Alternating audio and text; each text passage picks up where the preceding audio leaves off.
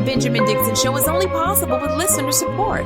Go to www.thebenjamindixonshow.com to register for our blog and join the Progressive Army.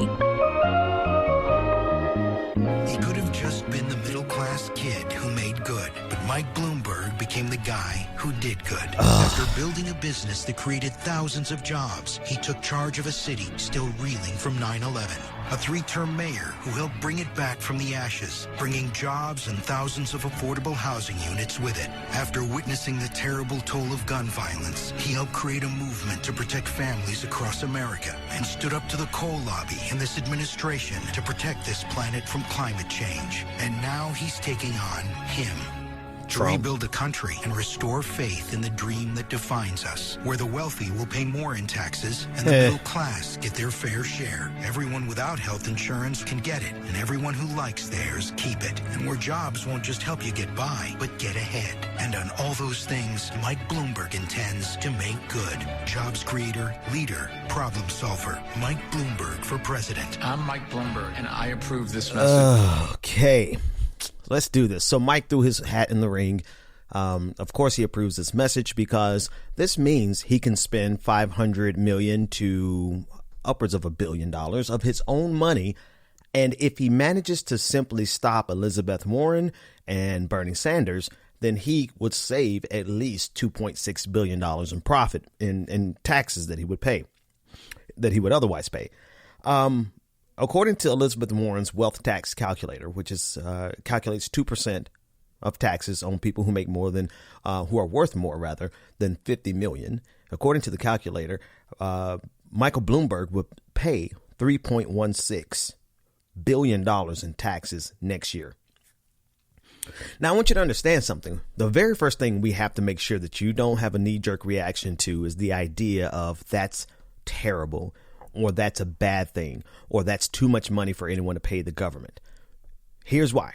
He will still have over $53 billion in wealth. If he pays his $3.1 billion tax wealth, he'll still have around 50. I said 53. I'm actually wrong. He'll have over $54 billion in wealth still for him to control America with. That's how much money he has. And he's not even close to being the richest person in America. Double that, and you'll see what with Michael Gates, Bill Gates, Michael Bloomberg. You double that. So Bill Gates will pay somewhere around $6 billion in taxes next year, but he'll still be worth over $100 billion. So Michael Bloomberg has made a very simple calculation. You know, the first instinct was, well, why doesn't he spend this money? It's a moment of naivete that I suffer from, and I think most people suffer from. Just kind of curious, like if you really want to stop Trump, then why wouldn't you primary Trump or invest in progressive movements and causes, or even if you don't want to invest in progressive causes, invest in environmental causes? That's because it's not about beating Trump.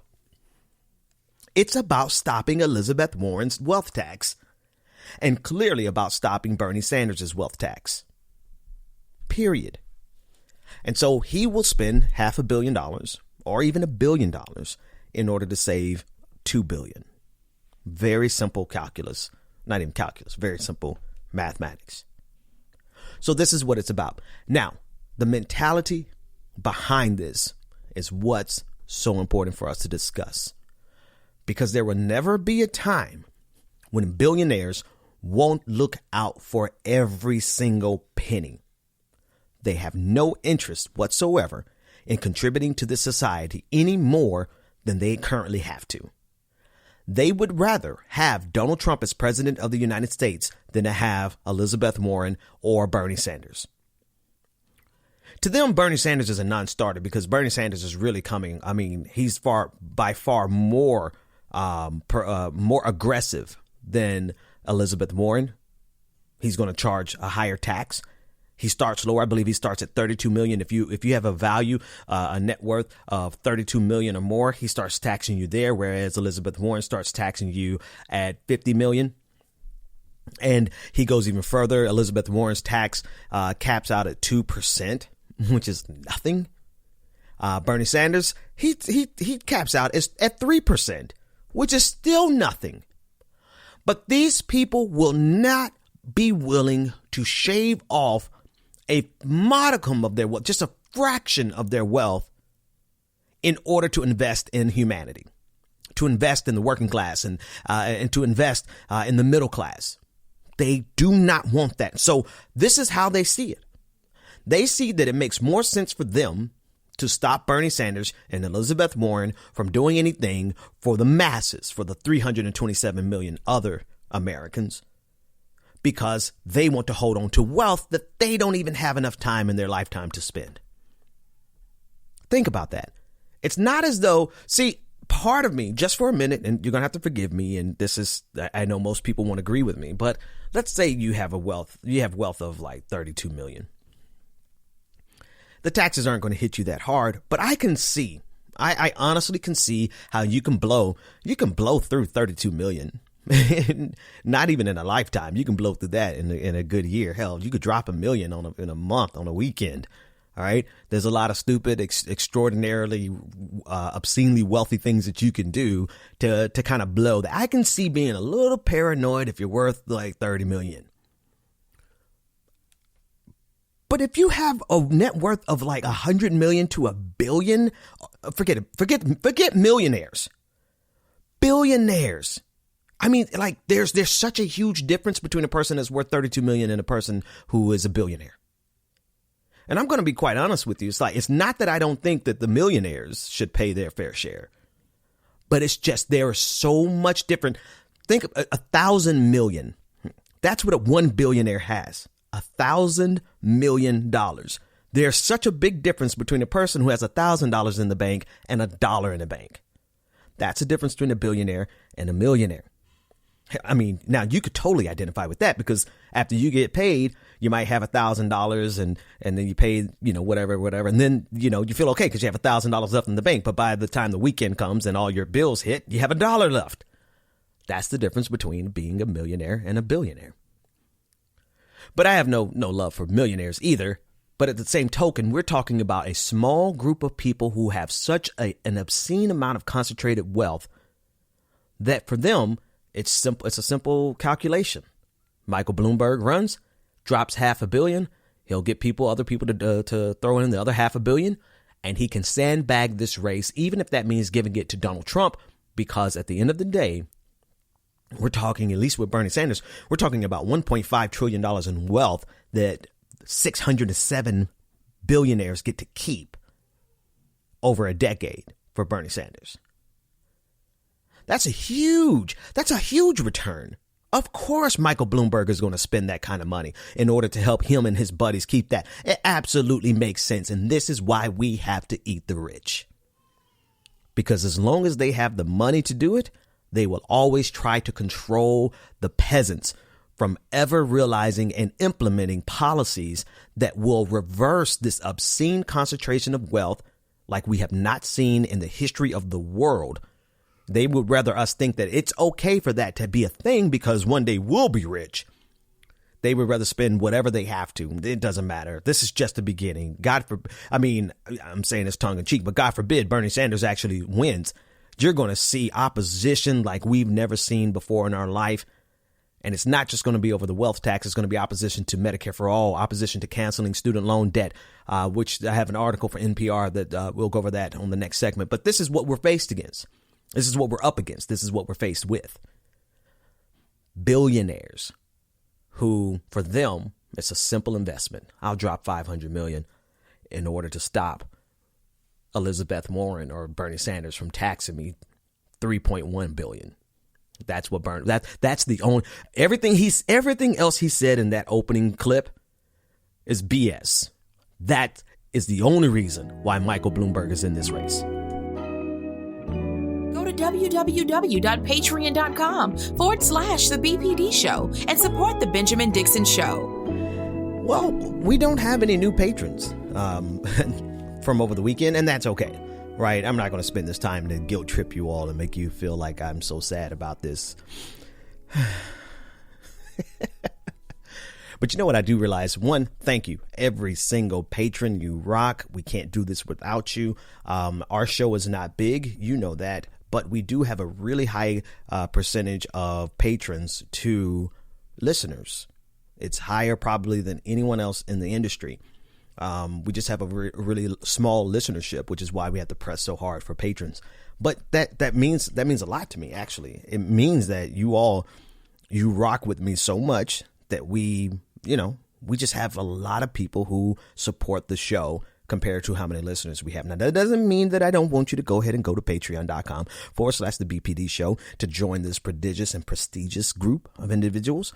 It just means that I want to show my appreciation to those who are already there and to you, the listener, who can't quite afford to do it. And even you right there, the one listening right now, who absolutely can't afford to do it, but just hasn't taken the time to do it. I love all of you, all of you the same. All right, let's get back to some politics. I'm actually getting pretty good at this fundraising thing. You know, the first 3 years of the show, it was so painful for me to ask for money. And then one day somebody told me, like, but Ben, that's literally what you have to do to survive. All right. So anyway, NPR did an article and a segment this morning stating that forgiving student debt would boost the economy, according to economists. Of course, Warren will forgive up to $50,000 for most people. Bernie Sanders is saying, bump that. Let's go all the way and let's clear all the $1.5 trillion in debt.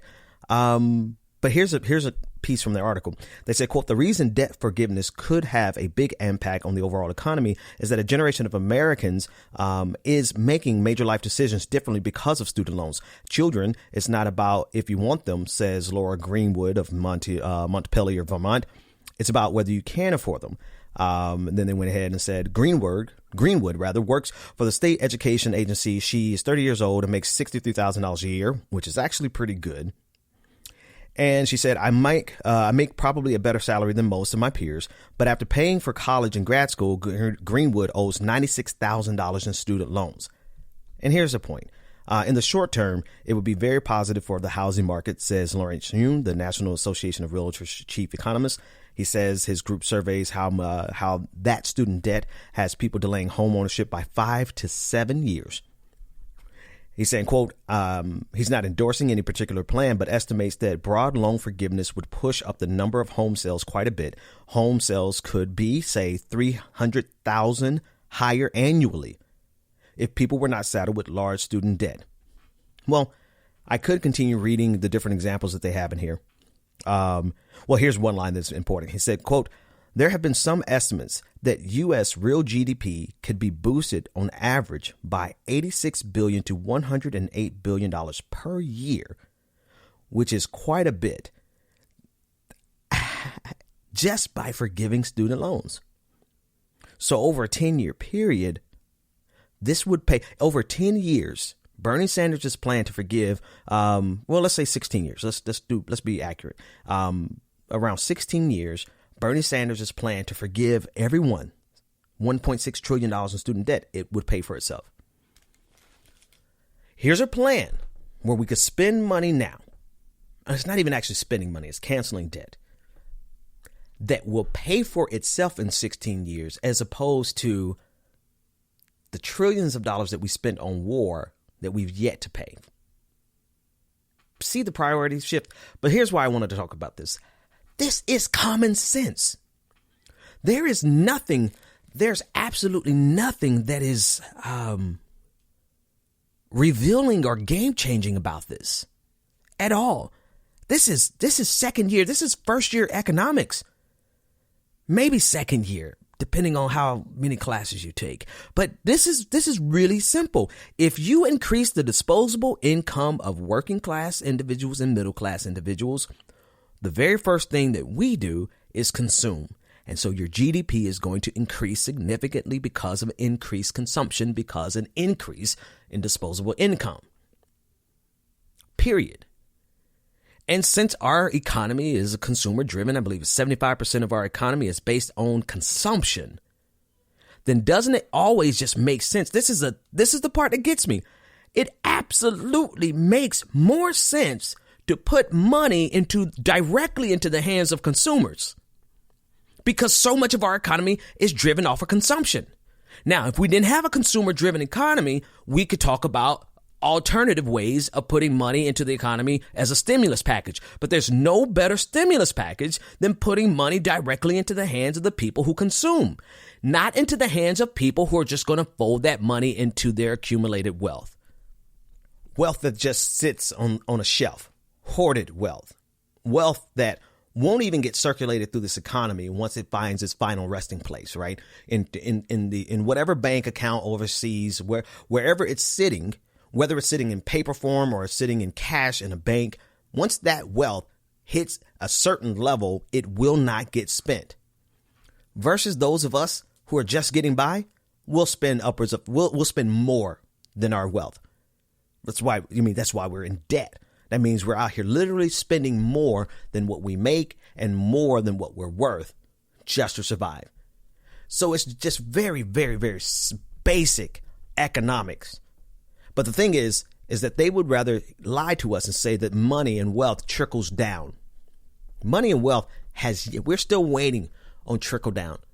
We're still waiting for 40 years since we first kicked it off in earnest with the 1981 Roth-Kemp tax breaks signed into law by Ronald Reagan. We're still waiting on that wealth to trickle down. We've seen the exact opposite happen. But we've seen time and again, if you put $1 into the hands of the working class and the middle class, particularly the lower middle class, we're going to spend $1.25. That's because we're trying to get to a level of consumption that is consistent with the world that we see around us. Now, part of the equation is if consumers just change their mind about how they consume, we could crash this entire system. That's how much power we have. But that's an entirely different conversation, right? Unbrainwashing America and the working class and to break us out of consuming beyond our basic needs.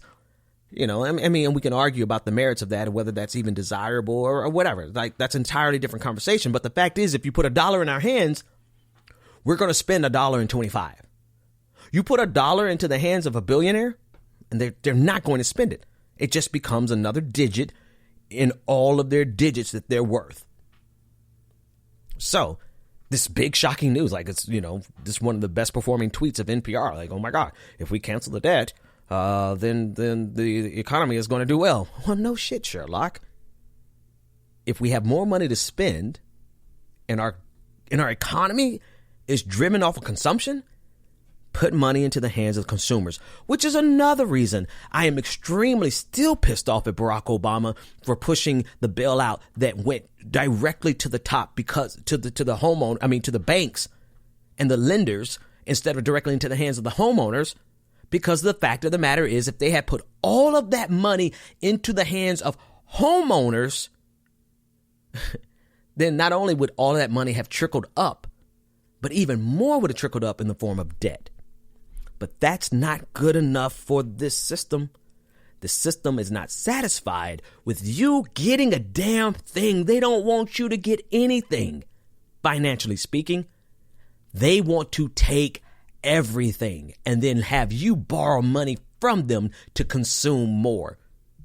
When you really see this system clear-eyed, you realize how evil this system really is.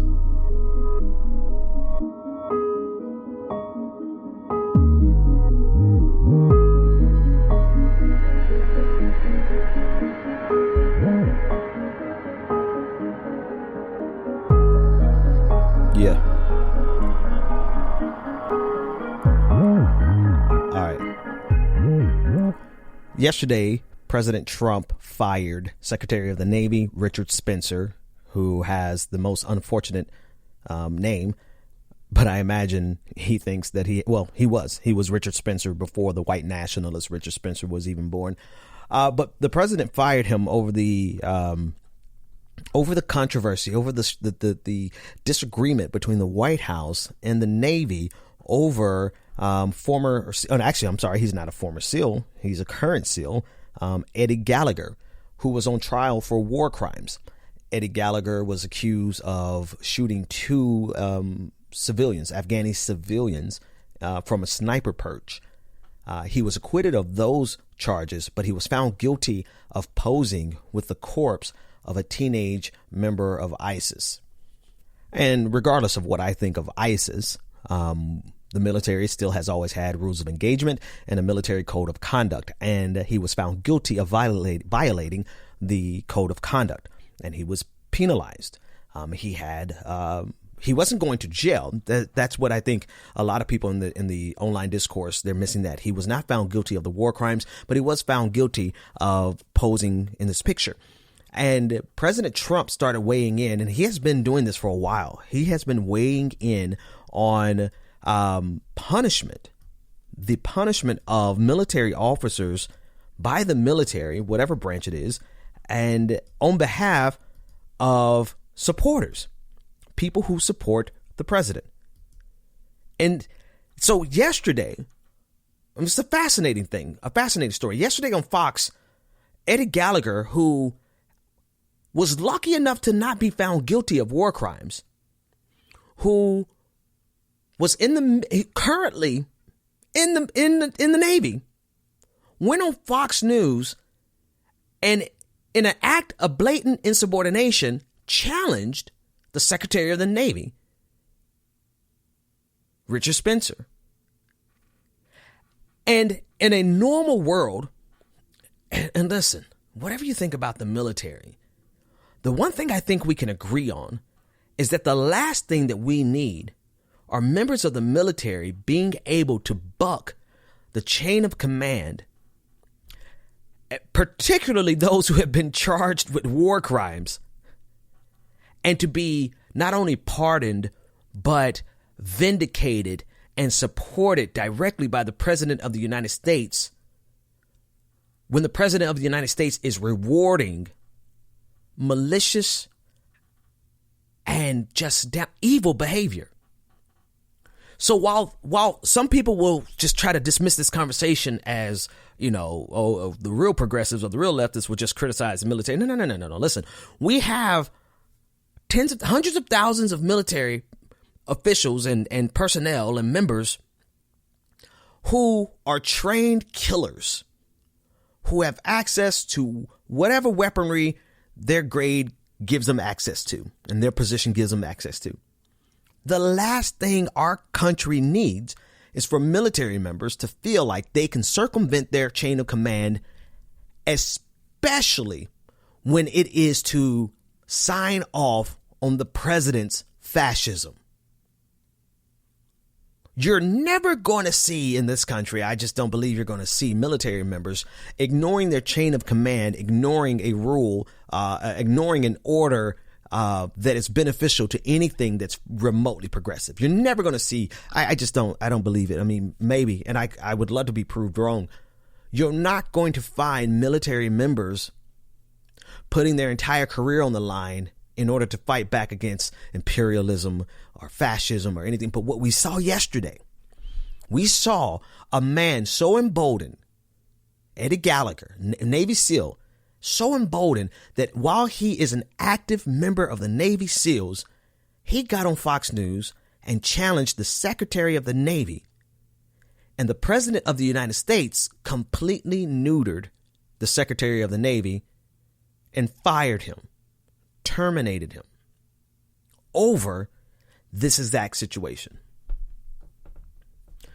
I can't emphasize enough how dangerous this precedent is.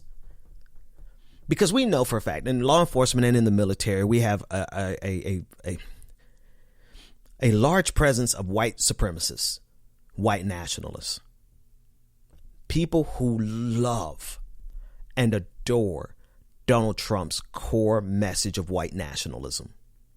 And what we saw yesterday is the president signaling to them that I've got your back. You can commit war crimes. You can violate the military code of conduct. You can buck the chain of command because ultimately I'm your commander in chief and I will pardon you and I'll give you the clearance and I'll make sure that you don't lose your position or your check or your pension in this case. or even your valor. Because that was part of this too. Like, one of the punishments was Gallagher was going to lose a prestigious symbol and medal that gave him a level of prestige. And Donald Trump said, no, he's not going to lose that. So that was in this too. So not only are you not going to be put in prison, not only are you not going to be forced to step down, you're not even going to lose your valor, because the commander in chief has your back so long as you have the commander in chief's back. Not so long as you abide by the military code of conduct. Now, it's not so long as you abide by the rules of engagement. Not so long as you operate with valor and honor. No, just so long as you buy into and will defend the president. I cannot stress how dangerous of a precedent this is, especially when you add the fine point of what Rick Perry, Secretary of the Department of Energy, said on Fox News yesterday. Listen in. God's used imperfect people all through history. King David wasn't perfect. Saul wasn't perfect. Solomon wasn't perfect. And I actually gave the president a little one-pager on those Old Testament kings about a month ago. And I shared it with him. I said, Mr. President, I know there are people that say, you said you were the chosen one. And I said, you were. I cannot stress enough. And I've been pretty patient, and I am extremely measured. I'm not an alarmist by any measure. But at some point, we have to look at not only the precedent, not president, but the precedent that the Republican Party has set over the last 20 years. But we also have to look at the nature of their current leader, as well as the level of abject capitulation to the president. And when you put all the pieces of the puzzle on the table, we see a party who has historically, they've stolen the White House before. Do we forget that in 2000, Republicans outright stole the presidency and Democrats just gave up because they didn't want to cause a ruckus? Do you remember that?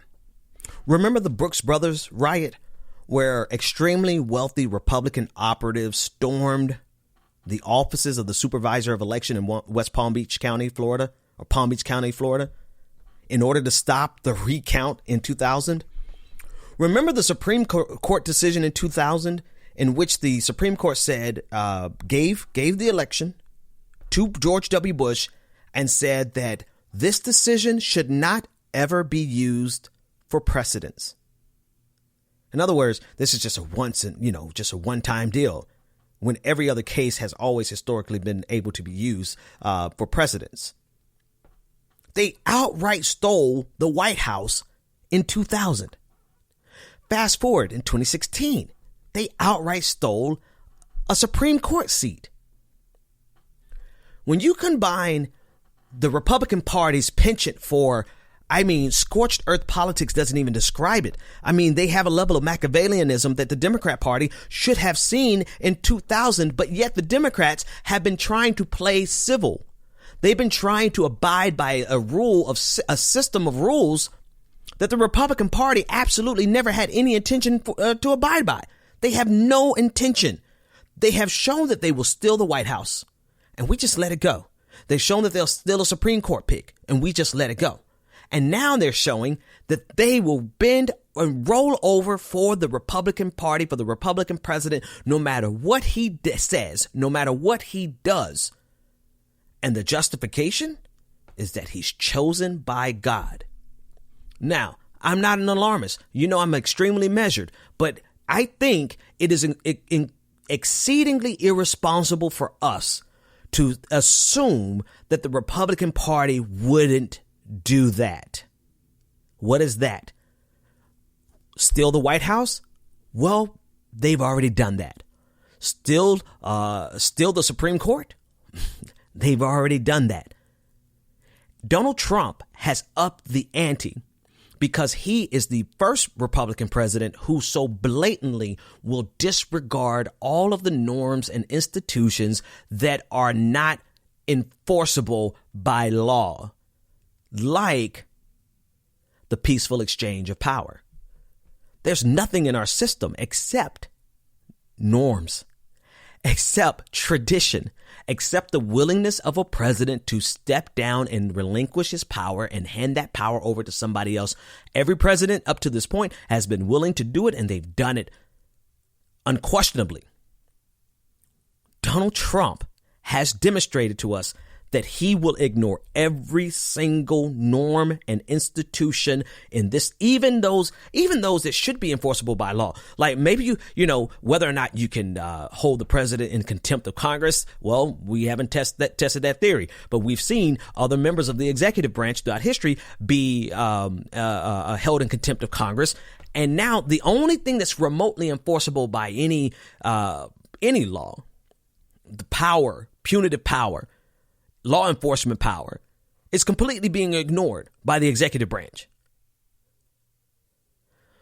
What I'm saying is, I think it is irresponsible for us who have seen the willingness of Republicans throughout history of the last 20 years at least, demonstrate that they are willing to steal the White House, steal the Supreme Court seats, and now they have a president who is willing to buck the system in the most spectacular way.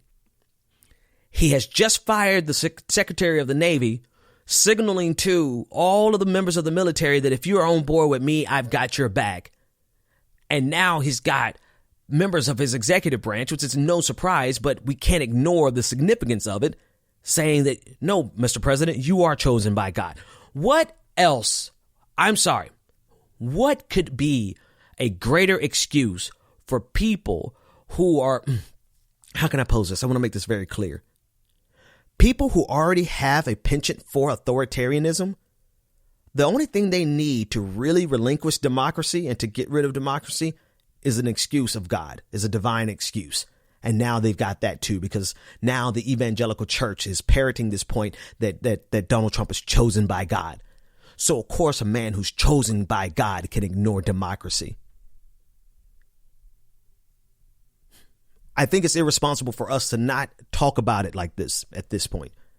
We have to talk about it. And because Donald Trump has exposed how vulnerable our system is. In every way imaginable, the president of the United States is too powerful. He has too much of an ability to make himself an authoritarian dictator, especially when he has control over the military. Especially when he's shown that he has zero regard for the chain of command of the military. And when you have a military like we have, any military for that matter, but the people who have the guns, you strip away the chain of command. You strip away the military code of conduct. And these guys, do you have any question whether or not these guys will willingly patrol the streets of America? Who cares what the law says? Who cares if that's against the law? When they are, who's going to enforce it? Who is going to enforce it if the president oversteps his bound, especially when he has the Supreme Court? So it could very possibly be a combination of brute force as well as judicial power, as well as the Senate, showing that they would do nothing to stop this president so long as the president is giving them what they want. The moral of the story is, if we survive Donald Trump and we manage to get him out of power, we absolutely have to put controls in place after we initiate. Listen, first things first, implement a progressive policy, undo 95 to 100% of what Donald Trump has done, pack the courts, raise taxes on the wealthiest, and let's usher in a progressive era. The next thing that we have to do is to make sure that no president in the future has the ability to just buck, B-U-C-K, the entire system simply by having the nerve to do it, by ignoring all of the norms and institutions that keep this thing together, all the unspoken agreements, all the agreements that are not in writing. That's all he has to do. And we have to make sure we absolutely have to consider what Donald Trump could do, because he's shown he's willing to do it. And we see now that the Republican Party would absolutely go along with him. And now he's signaled to the military that, sure, I've got your back if you got my back. And evangelicals are ordaining it with the anointing of God. We've got to make sure that this doesn't happen again in our country, because it is too easy for us to slip into authoritarianism. And if you think I'm being an alarmist, I mean, they've stolen the White House before. The Benjamin Dixon Show is only possible with listener support. Go to www.patreon.com/The BPD Show and support The Benjamin Dixon Show. If you like this episode, be sure to share, like, and subscribe.